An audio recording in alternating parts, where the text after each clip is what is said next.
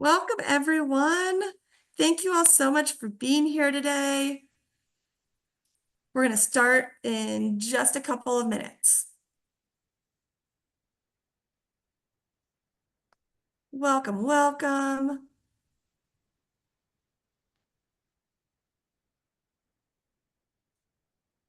Do you want me to take over, Jamie? Sure. I'd love Okay. Welcome, everyone. We will be starting in just a few minutes. Good job.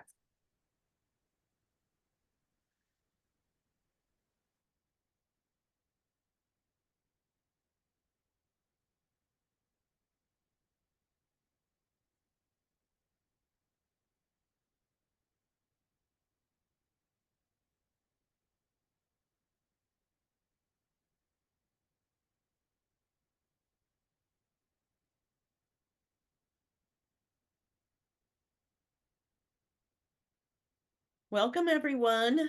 Thank you for joining us. We will be starting in just a few minutes.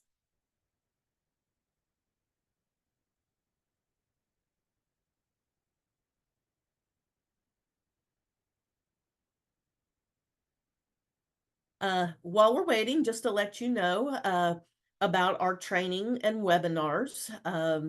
Of course, you know that we do have webinars. So, but as we begin, here are a few things to know. We utilize Zoom webinar. You will only be able to see the presenter, not yourself. I know that's kind of a little different than regular Zoom, but you will only be able to communicate via the Q&A or the chat box. Certificate of attendance will be available at the end of the webinar. And of course, we have a disclaimer. The views and opinions presented are those of the speaker and not necessarily represents the opinions of Metro Council. So we'll give it a little bit more time and then we will get started.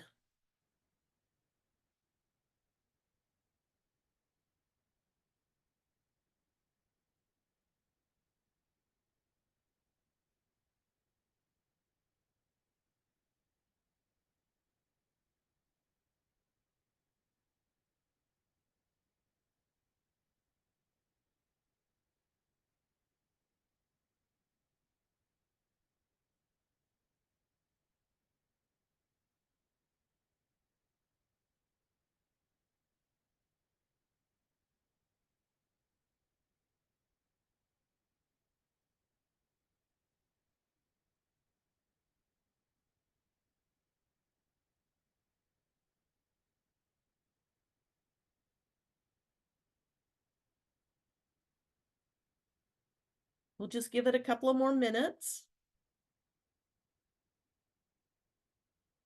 Is Elijah ready? Do you know? There you go, Elijah. Okay. I am going to go ahead and get started. My name is Renee Oyer, and I am with the Metro Council, Metropolitan Council of Community Mental Health Centers. It's a collaborative membership organization representing the public mental health systems of community behavioral health centers serving the greater Kansas City area. We provide support to our member organizations and educations, information and resources to the public on accessing quality health services. We host the Mental Health KC Conference every May, as well as provide free webinars on the second and third Thursday of the month. As I had just said, just a reminder, the views and opinions presented are those of the speaker, not necessarily of the Metro Council.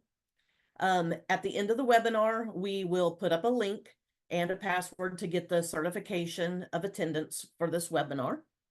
And I'm also excited to introduce Elijah Buchholz, speaking on mental health and the deaf and hard of hearing population. Elijah has been a clinical director at ReDiscover for the past 6 years. Coming from a deaf family, Elijah has a passion for the deaf community and ensuring the mental health needs of deaf community and ensuring, excuse me.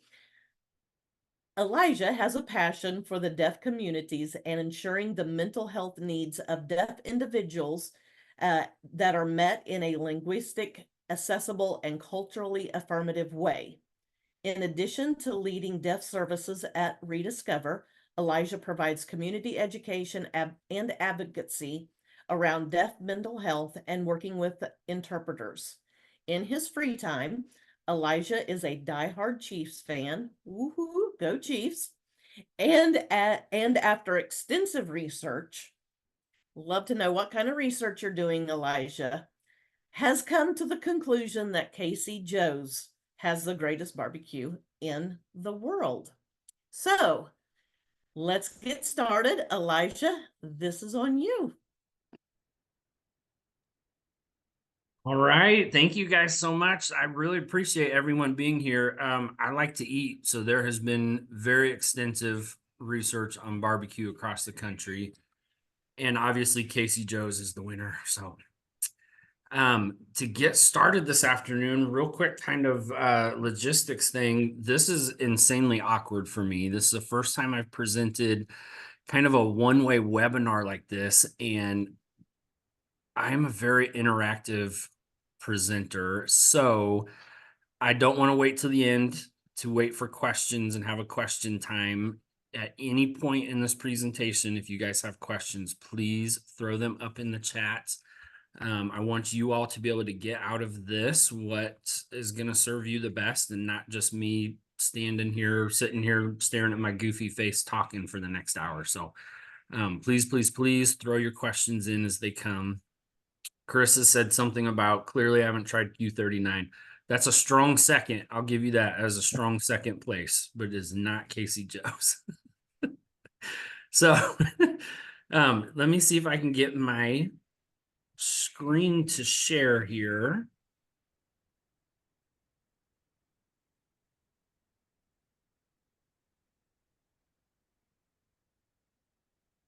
Sorry, bear with me.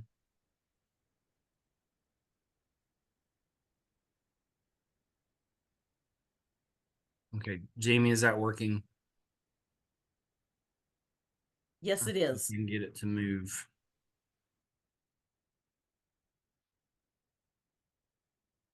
Okay. Okay, so to get started on talking about deaf services, so why am I the guy talking about this? Well, I grew up in a deaf family. I'm what's called a family that's called deaf of deaf. And what that means is about 93% of deaf individuals are born into hearing families, with only about 7% of deafness being hereditary or being passed down through the family. And so that's the family I come from. Grandparents, aunts, uncles, cousins, brothers, sisters, everybody in my family is deaf. And as I got into mental health, I realized that, man, there is such a need for mental health services. About 10% of deaf individuals will have a diagnosed mental illness, but the rate of trauma is insanely high. It's at 66% of deaf adults will experience some kind of severe trauma in their life. 54% of deaf children will experience some kind of sexual trauma. And so there's this massive need for deaf services, deaf mental health services, and no resources out there. And so it's very tough as a deaf individual to find a mental health resource that is culturally affirmative and that is accessible in their native language. And so one thing I do is I'd love to do these trainings, I'd love to do these webinars to try to educate people more on the deaf community, and that it's a cultural group. A lot of folks think of it as just hearing people who can't hear, and it's this beautiful culture. It's just its own minority language. And so that's kind of what we're doing today, is to talk a little bit about what makes the deaf community a culture, what makes American Sign Language its own unique language, and not just English with your hands. And so a couple of key things to talk about. Access to services in Missouri. There is very little. I had previously worked as the director of deaf services for the Department of Mental Health. And at that time, there was a lawsuit. The deaf community sued the state for not providing adequate services to the deaf. Excuse me. And out of that lawsuit came a settlement that required XYZ needed to be put in place. One of those things were outpatient centers. There's one in St. Louis at BJC, and there's one in Kansas City here at ReDiscover that employs not only sign fluent staff, but staff that are immersed and knowledgeable about the culture and about the unique issues that the deaf community faces. And so Missouri is only one of about 6 states that has any kind of specialized services across the country. We're the only state in the Midwest. You'd have to go to Minnesota to get to the next closest state that has any kind of specialized services. And so there's very little access. So it's insanely important that folks know and understand where to go to access the services that we do have. And that the folks that work in our field, for those of you that are mental health workers, that you know that there are experts out there that you can contact and that you can rely on, and get support from for providing mental health services. So Jamie, if you're still there, or Renee, I'm sharing my screen. I can't see anything. If any questions pop up, will you guys let me know? I sure will. There is no question so far. Okay, thank you. The other thing to think about is in mental health, we're a very unique field. So we're the only field that really relies 100% on communication. We rely on communication to diagnose. We rely on communication to treat. There's no fancy MRI machine that we can go and use and stick a person in and go, oh, well, look at the scan. You must have a mental illness. Communication is everything in our field. And if there's a lack of communication, or there's a lack of good communication, there's going to be a lack of good treatment.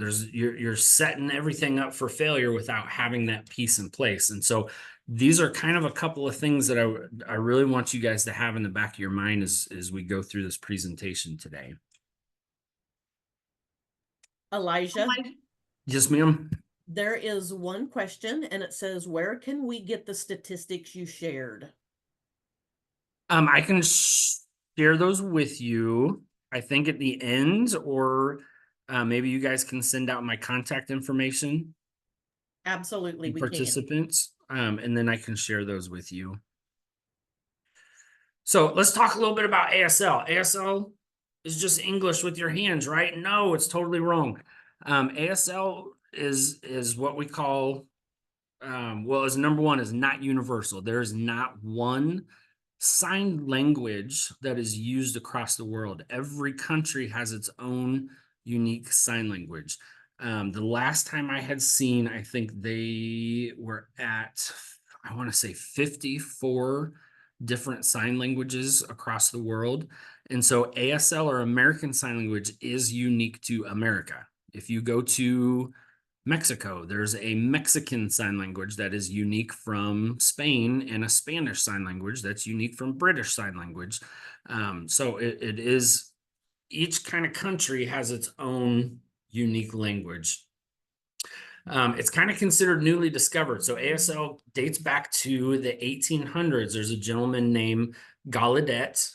When he was a young man, he met a neighbor girl named Alice Cogswell, and who was deaf, and realized that this little deaf girl had no communication and no language, and felt very strongly about it and thought, man, there's got to be something out there. So he traveled to Europe and went to several countries looking for a signed language. Europe at that time already had their own unique developed sign languages.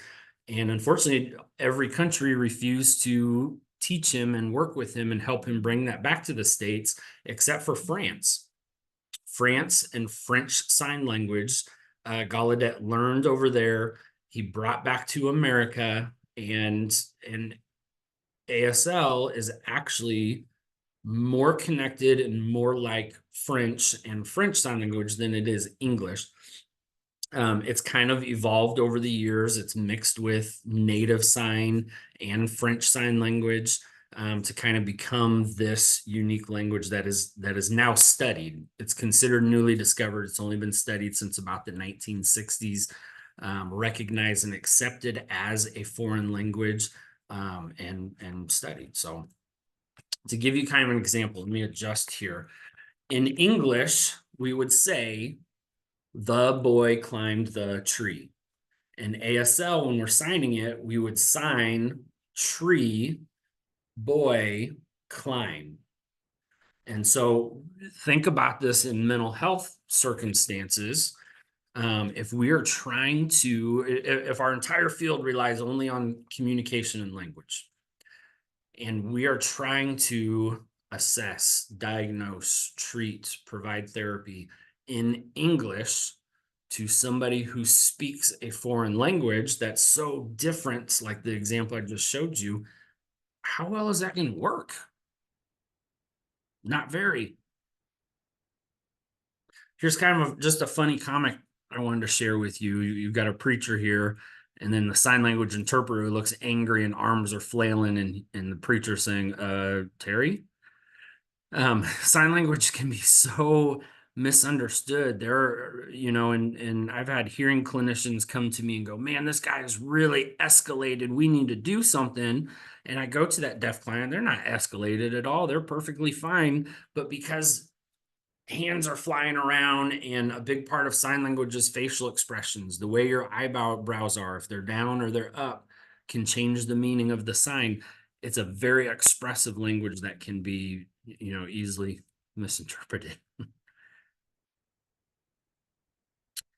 One little more bit on sign language, and then we're going to jump into culture, so we have plenty of time to get into that. But is to talk a little bit about ASL discourse. And so what discourse means is conversation style, or how a conversation flows.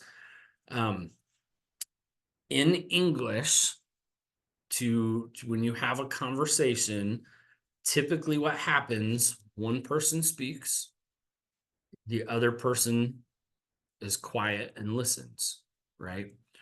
When this person's done speaking, then it's the other person's turn. They speak while this person's quiet. Well, ASL is a very much so a team sport, an interactive language. And so feedback's expected.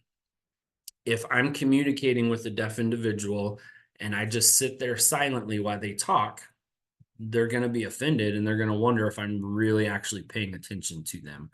Because what's expected is while they're talking, I'm saying, yes, oh yeah, that's just like the other guy. And oh yeah, I remember when that happened before. And it almost feels like talking over each other, but that's how that language and how that communication style kind of unfolds.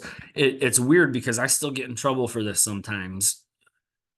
I feel like when I'm talking to people, it should be an interactive, team sport. And I get accused of interrupting all the time. My wife still, I've been married for 20 damn years. She's been part of a deaf family. And I still get in trouble with my wife sometimes because she'll say, quit interrupting me. And I'm like, I'm not interrupting you. I'm trusting God. This is how I'm conversating. I want you to know I'm listening. I'm involved in a conversation, and that this is a two-way thing. And I'm not just sitting here ignoring you. Different kind of way of interacting. Another big difference in the discourse is in most English conversations, it's kind of like this triangle here. We tell a whole lot of detail and then we get to our point. In ASL, it's expected that you say the point first, then you share the detail, and then you say the point of your conversation again. One example of this is my middle daughter.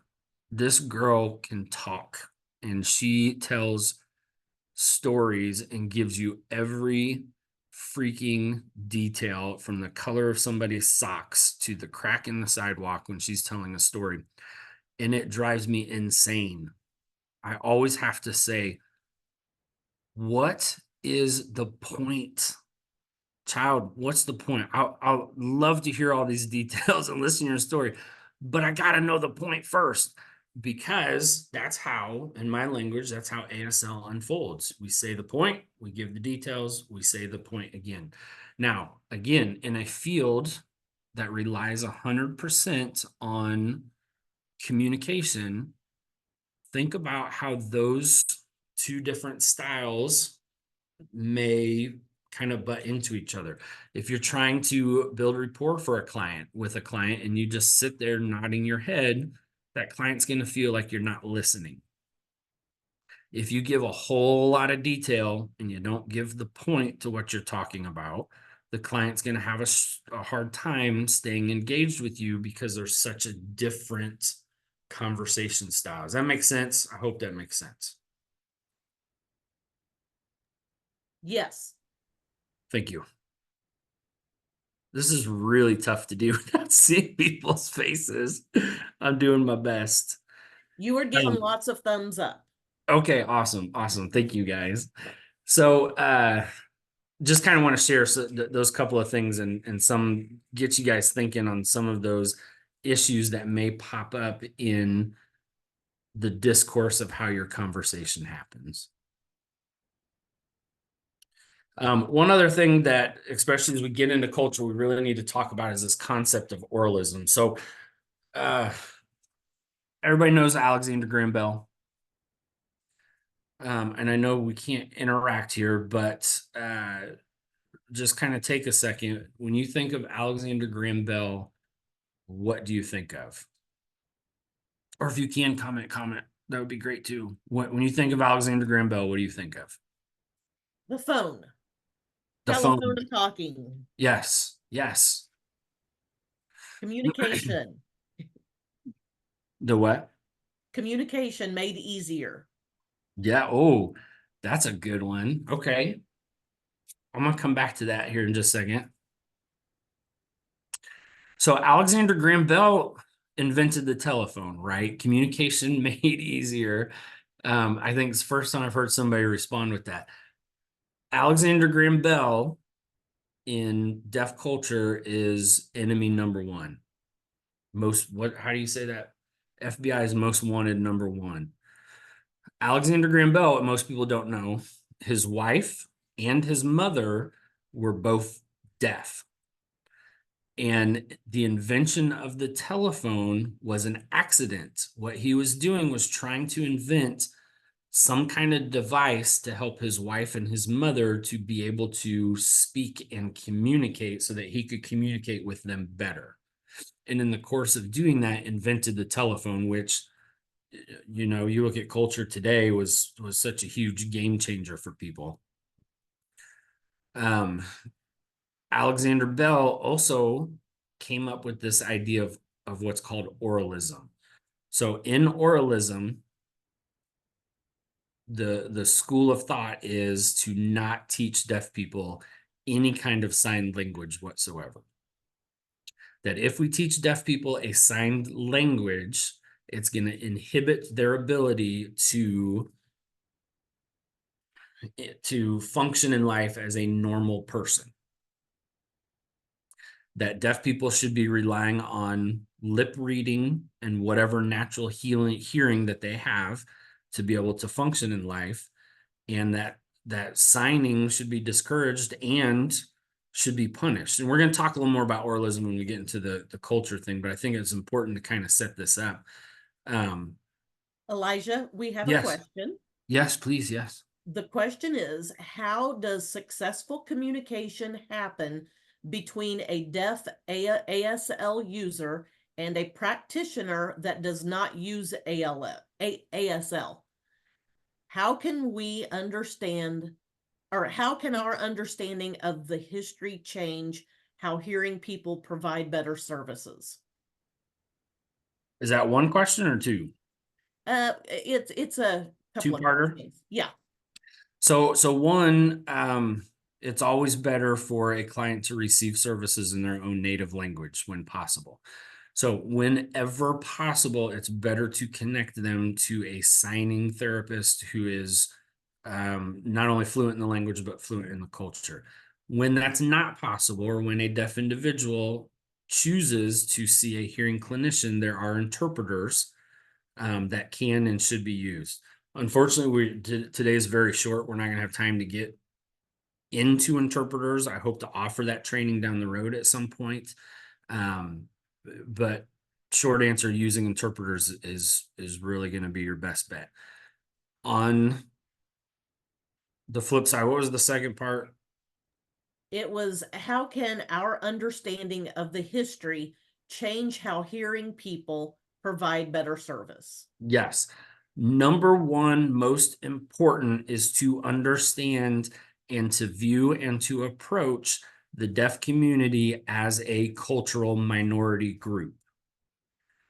When you have that perspective and you understand the culture better, just like any cultural competence that practitioners, need to have a better grasp on to better understand their clients, where they're coming from, what their perspective and point of view might be.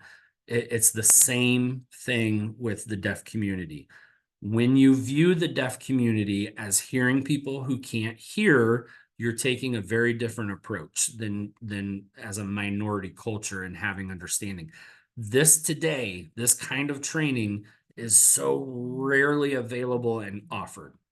There just aren't a lot of people out there teaching about deaf culture, and therefore you don't have a lot of opportunity. So the fact that you're on here today and that you're going to listen to my silly ass talk for this hour is already going to put you 10 steps above the crowd, so to speak, because you're going to leave today going, man, I didn't know this was a cultural group, a cultural minority, and I need to be approaching them different. I need to be advocating for these clients to have services in their language, whether that's a signing clinician or that's at bare minimum with an interpreter. And I'm going to understand how to approach them and understand their point of view better. I hope that answers the question.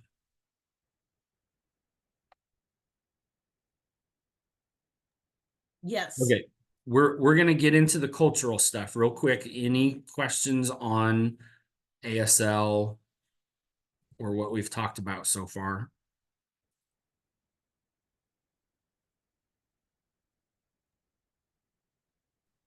None so far. Okay, sweet. Let's get into this. As I was just getting on my soapbox, if there's nothing else that you leave with today other than this, it is that the deaf community is a minority cultural group.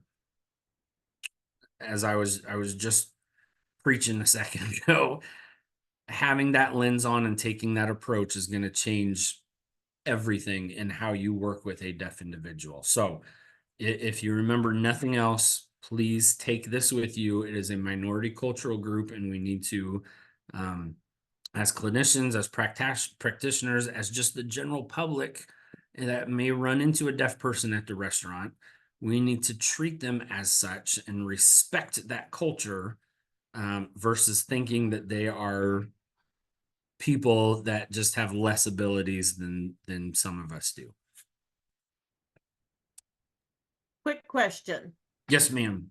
Any recommendations for clinicians who are wanting to provide services to deaf clients, but are still in the basis of learning ASL? It's been a dream of mine down the road. Three things. One, be patient. Again, this myth that ASL is English with your hands. It is not. It is more closely related to French. You're learning a foreign language, so be patient with the process. You can't just take one sign class and expect that you're going to be fluent in sign language. It takes time and it takes immersion. Try to interact with deaf folks. Try to find, there's a lot in Kansas City. There's over 10,000 deaf people. You're going to see them. Go up, take a risk, go up, say hi, try to talk to them and engage with them. They love it, absolutely love it when hearing folks try to bridge that gap. Number two, get with the experts. We've ReDiscover is such a huge resource having deaf services here.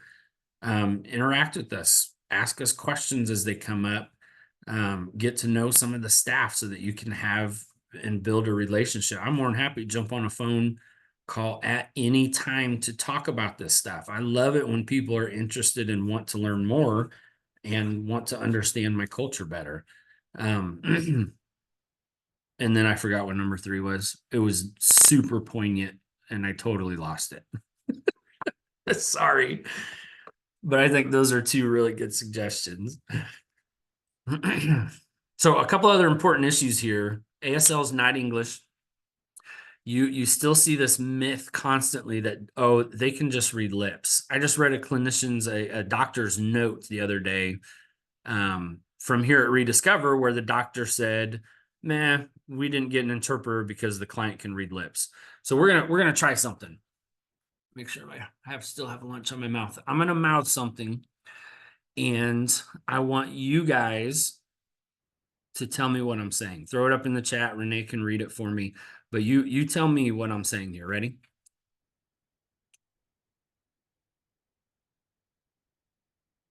I'll do it one more time and then throw up in the chat what you think I'm saying. We have olive juice. Okay. I love you. Oh, Olive juice or I love you. On okay. the phone. All of you.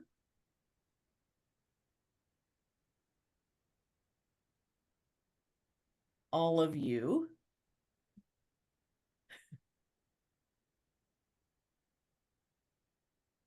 I thought it looked like Spanish word azul. Okay. Okay. Some very different responses, right? What I actually said was olive oil.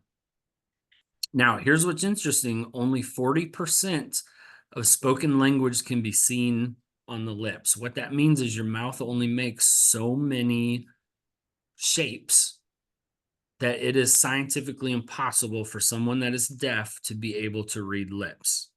Now, I want to challenge you next time you're in the bathroom and you're washing your hands, hopefully, glance in the mirror, mouth olive oil and I love you, and they're the exact same mouth movements. I've never tried. Olive juice might be the same, all of you might be the same. But I mean, could you picture being at a date and saying, hey, please pass the olive oil, and your date thinks you just said I love you? I mean, that would be a very awkward date. So the thinking that deaf people can read lips, they cannot. Now, I read lips to supplement the hearing that I have. That works well if you have residual hearing and it needs to be supplemented. If a client is deaf, it's impossible.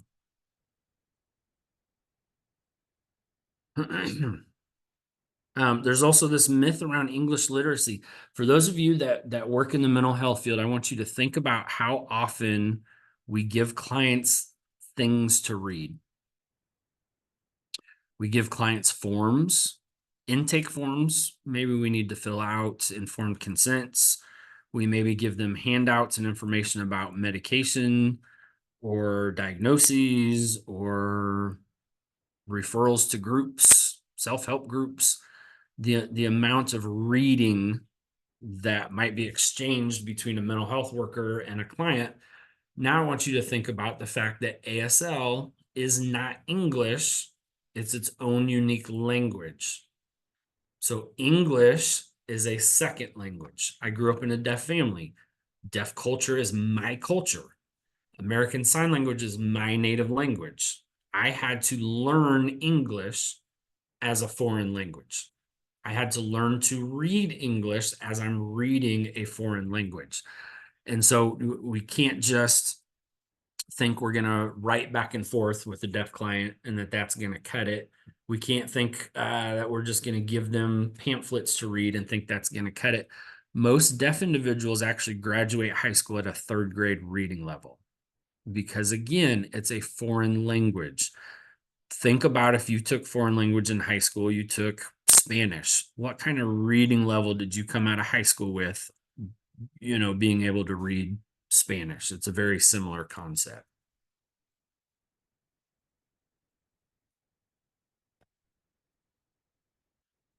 I'm going to fast forward just a little bit because I feel like I'm running behind. So we're going to skip those. So let's talk a little bit about, okay, deaf culture being a culture. Here's the definition of culture: social beliefs, behaviors, art, literary traditions, history, values, and a shared institutions of a community. That comes straight out of Webster's dictionary. So let's take a look at deaf culture and see if we can kind of check mark these boxes. Some additional factors that lead to a culture being a culture, or especially a minority culture, is a shared and oppressed minority language. ASL is the third most used language in America behind English, Spanish, and then ASL. As we talked about the oralism, and that's going to come up again here in just a second, there's been this long-standing history of the majority hearing people telling the minority deaf people what is best for them and enforcing what they think is best for them by banning teaching and the use of sign language and how they should be educated or not educated and things like that. Just the shared human experience. What is it like going through life being a deaf person? The exertion of majority power over a minority. Oppressions is another word for that, which we'll talk about here in just a little more. Talk about a little more here in just a minute. And shared civic and political goals or activism. One thing that's been fascinating for me is I've kind of academicized. I don't know if that's a word. I make up my own words all the time, but it makes me sound super smart. As I've kind of academicized and been teaching deaf culture, it's caused me to step back and look and learn and observe. My grandfather's generation really just accepted that this is the way life is for a deaf person, that this shared human experience of being deaf, of the majority oppressing the minority, of language being oppressed, it's just the way of the world. Then my mom's generation, their kids growing up seeing this, took a total opposite approach, and it was all about fight the man and protests and sit-ins, and we're doing walks and, you know, the 60s, 70s kind of stuff. And so I was raised being taught that hearing people were evil. Hearing people were going to hurt you. They're out to get you, and we have to fight them for every inch. Now, my generation, having grown up that way and being taught that way, is starting to understand the power of education. That when we do things like this webinar and we open ourselves up to having dialogue and communication, and I can teach you about my culture, that really takes us so much farther. Hearing people aren't evil. They aren't just out to hurt us. There's just a lot of misunderstanding out there. And the more we can dialogue and share and learn from each other, you know, the better everything really is. Here's kind of another little funny comic. This is by a deaf comic drawer writer. The first box is a hearing woman waving her finger at deaf kids and says, no, use your voice, not your hands. And then the caption underneath says, about 30 years ago, it was considered a bad idea to allow deaf children to communicate in sign language. The second box is a couple of parents watching kids sign and saying how cute. And then the caption says, now hearing children are learning sign language and everyone thinks it's cool. Kind of ironic, isn't it? There's almost this weird push and pull in deaf culture, because it's validating and great to see sign language being accepted in schools as a foreign language, to see people taking an interest in wanting to learn. But it's also kind of this moment, because it really wasn't that long ago that we had to fight tooth and nail just for the right to have and use our own language. And so that cartoon was just kind of a cool way to illustrate that. In order to really get into this more, we need to talk a little bit about autism. What autism is discrimination based on hearing status. It's, for lack of a better explanation, it's racism that's geared towards deaf culture and towards deaf people. This goes all the way back to Aristotle. Aristotle said, speech is our thinking turned outward. Therefore, since deaf people can't speak, deaf people can't think, what's the point in educating them? In 1880, there was a conference in Milan, Italy, that was called for by Alexander Graham Bell. He brought deaf educators from around the world there, and he introduced that concept of oralism. And that oralism spread throughout the world and continues to last today. One thing that's fascinating in the state of Missouri, there's one big line drawn through the middle. If you're on the west side of Missouri, there's deaf cultures flourishing, American Sign Language flourishes. On the east side, oralism is still very much a thing. There are actually 3 oralism schools still in St. Louis. And so there's this weird dynamic that half the state doesn't really have culture and language, and half the state is very rich in culture and language. Did I just see something pop? Is there a question? It's not a question, it is a comment. Okay. This webinar is very informative. There's another one. This is also enlightening. Thanks for sharing. Awesome. Thank you, guys. In 1906, I don't know if very many people have heard of this. The American Breeders Association came out and said that deaf people should not be allowed to breed and create more deaf people. If we can keep deaf people from breeding, we can basically eliminate deafness in the country. And at that time, 27 states passed laws banning deaf people from breeding. I want to just float that out. Just let that soak in for a minute. 27 states passed laws banning deaf people from breeding so we wouldn't have more deaf people. That's genocide. They tried to kill a cultural group off by not allowing them to breed. Now I want you to think about the statistic I started this webinar off with. 93% of deaf individuals are born to hearing families. Put those two things together. If that's not just the wildest thing that you've heard in forever, I don't know what is. Okay, so you're all right. Okay, Elijah, cool. That's 100+ years ago. I want you guys to take a look at this.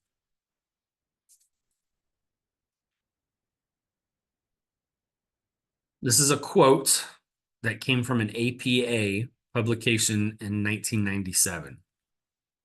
The simple fact is that if deaf culture could be reliably wiped out, it would be a good thing to wipe out. That's not 100 years ago, y'all. That's 20 years ago. Deaf community and deaf folks continue to face this. I want to tell this story real quick. This is my brother. So my brother lives in New Jersey. He's the first deaf person to ever graduate from an Ivy League school. He graduated from Princeton. He actually started a deaf studies and ASL program at Princeton and is a professor there now, which is pretty freaking incredible.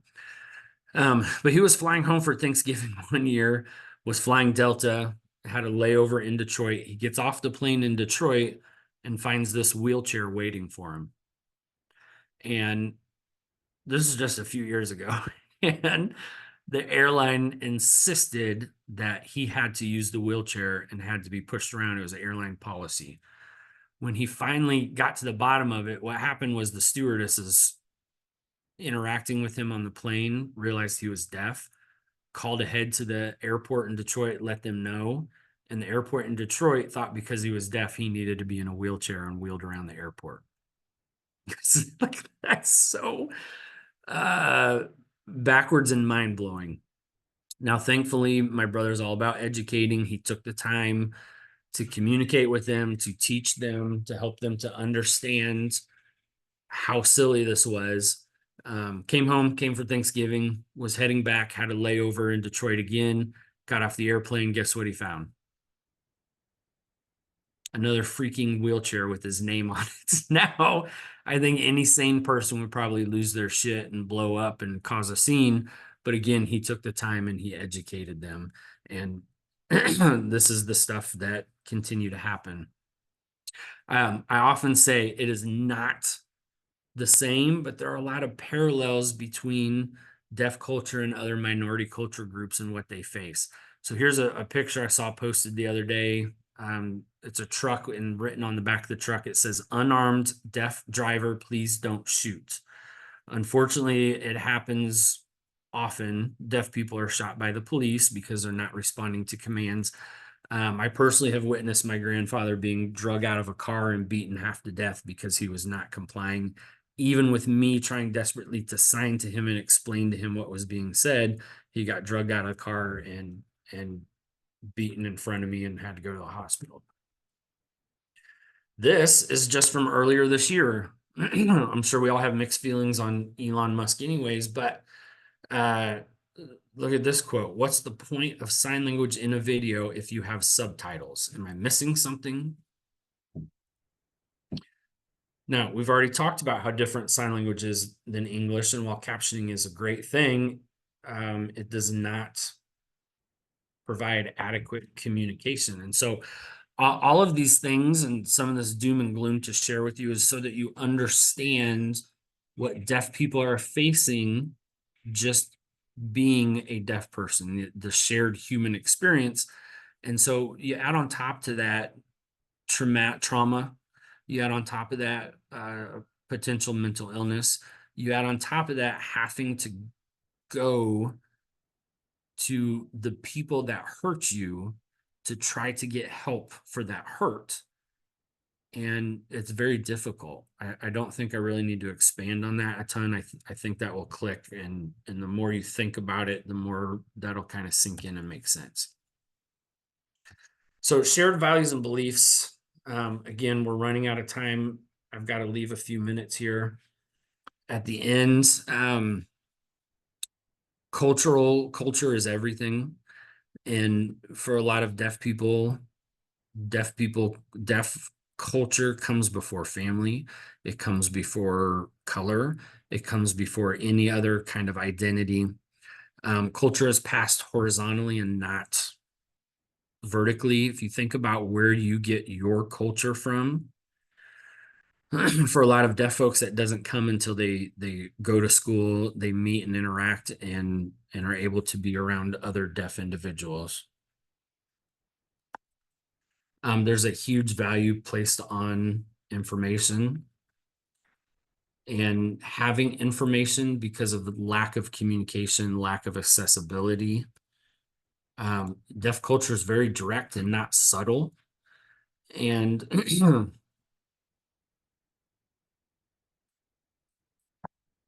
I'm probably going to be just about the nicest person you've ever met in your life. And I still get accused of being an asshole sometimes because it's in hearing culture, people tend to be a little more subtle. In deaf culture, people are very direct. Fun example, my wife and I, when we were dating, I graduated high school. I was on 120 pounds soaking wet, teeny little super guy. In college, I found beer and pizza and put on a lot of weight. So when my wife and I were dating, we ran into an old family friend. We were out. First thing out of his mouth was, "Wow, you are fat." And my wife was so offended. I just said, "Oh, yeah, beer and pizza." Ooh, didn't faze me whatsoever. We went to the car and she smacked me. I'm like, "What is wrong? What?" She goes, "How dare you let somebody talk to you like that?" And I was thinking, what are you talking about? And she said, that guy in there called you fat and you just let him get away with it. I'm like, well, yeah, I probably put on 50 pounds since he saw me last. There's just was this disconnect because that's how ASL works. It's a visual language. We visualize things, and therefore that leads to more directness and not subtlety. When you're working with a deaf person, be very direct, don't be subtle. Preserving the language and preserving deaf schools where culture tends to come from is a huge value in the community. And deaf people tend to have very strong opinions on education, on technology, things like cochlear implants, especially on how deaf people are portrayed in media, whether it's deaf actors playing deaf roles or hearing actors playing deaf roles. There's very strong kind of self-preservation type opinions on that. And there's also our own unique art and literature. So I just kind of wanted to share this. A lot of deaf art revolves around the ears, the mouth, or signs. So if you look up in the upper right-hand corner here, it's a sunrise, but it's showing the sign for sunrise. And the bottom picture here is the I love you sign in somebody's eyes. And then the ears picture over there is kind of self-explanatory. Real quick literature, and then we'll switch to opening up on questions. In deaf culture, literature is visual. There are storytelling festivals and competitions that happen all around the country. And these are big, big, big, big deals. There are deaf celebrities that are, going out and win these storytelling competitions and tell these beautiful stories in ASL. There's a lot of what we call ABC poetry, where somebody tells a poem, but they're using the ABCs to be able to tell that poetry. And same thing, there's festivals and competitions, and these are the ways that our literature and history gets passed down. So I want to go ahead and stop there and open things up for questions. We've only got a few minutes left here. What questions do you guys have for me? Awesome. Well, thank you so much, Elijah. It has been very, very informative. I could sit and listen to this all day long. But right now, if you guys have any questions for Elijah, throw them in the chat and I will get them to him. They're saying thank you. It's been very informative, very eye-opening. This was a great presentation.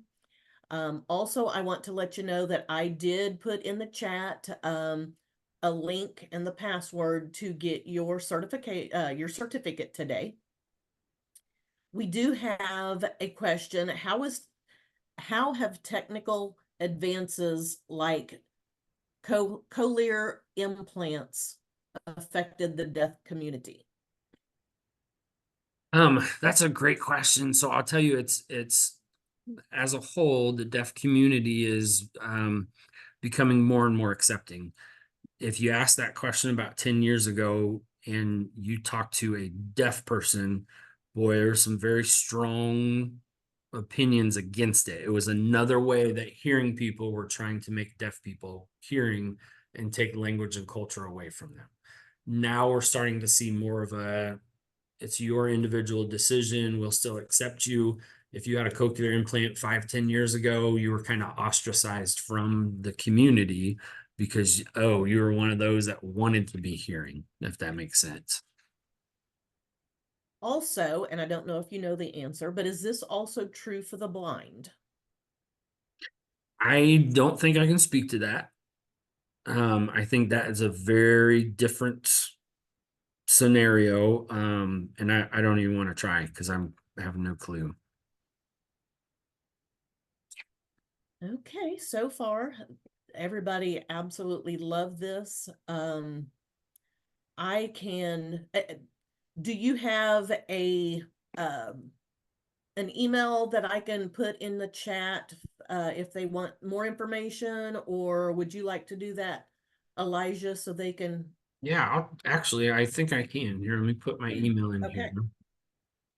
And I apologize. I had a bunch more to go, but I sadly misjudged time. So please, as things come up, there's my email, there's my phone number. Please, please, please reach out. I will try to make additional trainings available. We can talk about, get a little more in depth into culture, get a little more depth into kind of mental health services and how we can all band together to really serve this community better. We have one that says we'd be happy for part 2 training. Also, when working with a client through an interpreter, do you have any guidance on determining if there is word salad or concerns about thought process, or if there's any more related to the pattern of ASL? Wow, that is it's a really good question. Yeah, there is. Most interpreters are not really trained to be able to discern that. So it's very, very tough. Things like um disfluency, not having strong sign language skills is very common in deaf population, especially with regards to mental health or things that we might use to like diagnose somebody that's delusional or has psychosis presents very differently in a deaf person than it does in a hearing person, and not a lot of people are trained and understand that. So the best we can do is take these trainings when you can, reach out to me if you need help with that, and we'll keep dialogue open. Next question. Which diagnostic tests do you use in your practice with ASL users? Not many. There are really no tests that have been normed for ASL that's being worked on through what's called ADARA. ADARA is the National Organization for Deaf Mental Health Services. And they're trying to norm those tests for ASL. It just hasn't happened yet. You guys have some amazing questions. Thank you so much. Again, just thank you. This has been so beneficial. We probably need to let Elijah go. He has a 3-hour training at 1 o'clock. So thank you all so much for being here. Also remember that we do have this recorded, so you can just go on to the Metro Council's website and it will be up there at some point. So again, Elijah, thank you, thank you, thank you. The recipients, thank you for attending, and hopefully we will have Elijah back for part 2 at some point. So Thank you guys so much. You guys all have a great day, and we'll see you again next month. Thank you.